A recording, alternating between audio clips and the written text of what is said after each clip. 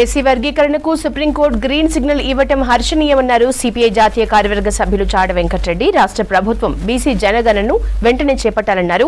ఉమ్మడి కరీంనగర్ జిల్లా గౌరవెల్లి ప్రాజెక్టు భూ నిర్వాసితుల సమస్యలు, ధరణి భూ సమస్యల్ని పరిష్కరించాలన్నారు. నిర్మాణాలు పూర్తి అయిన డబుల్ బెడ్రూమ్ ఇండ్లను నిరుపేదలకు కేటాయించాలన్నారు.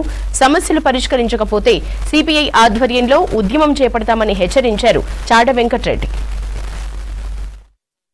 గత 3 దశాబ్దాలుగా 30 సంవత్సరాలుగా ఎస్సీ వర్గీకరణకు సంబంధించి పెద్ద ఎత్తున ఆందోళన జరగడం, మేము అప్పుడు ఎమ్మెల్యే ఉన్నప్పుడు కూడా ప్రధానమంత్రికి, అప్పుడున్నటువంటి సంబంధిత సోషల్ జస్టిస్ మంత్రికి, సోషల్ వెల్ఫేర్ మంత్రికి విజ్ఞప్తులు చేసినప్పటికీ, మీరా కుమారి స్పీకర్గా ఉండి ఆమె పరిశీలన చేసినప్పటికీ ఎస్సీ వర్గీకరణ అమలుకు నోచుకోలేదు, చట్టం కాదు. కానీ నిన్న సుప్రీంకోర్టుకు సంబంధించినటువంటి 7 న్యాయమూర్తులు ఎస్సీ వర్గీకరణ ఆయా రాష్ట్రాల పరిధిలోకి వర్తిస్తుందని చెప్పడం వల్ల ఇవాళ మొత్తం మీద దేశవ్యాప్తంగా ఎస్సీ ఏబిసిడి వర్గీకరణ అనేది ఇది ఎస్టీ ఎస్సీ అన్నిటి కూడా ఒక మంచి పరిణామం. దీనికి మరి ఎస్సీ వర్గీకరణ సంబంధించి అనేక మంది ఉద్యమకారులు, అది ఎంఆర్పిఎస్ లేకుంటే అంబేద్కర్ సంఘాలు, రకరకాల అన్ని సంఘాలు చేసినాయి, ఒక్కరు చేసినని కాదు. సరే, మందకృష్ణ మాదిగ మొదటి నుంచి దాన్ని ప్రారంభించిన మిగతా వాళ్ళు కూడా అందరూ భాగస్వామైనారు. ఏదైనా ఇది ఈ సుప్రీంకోర్టు తీర్పు అనేది ఇది హర్షించదగ్గ పరిణామంగా సిపిఐ భావిస్తున్నది.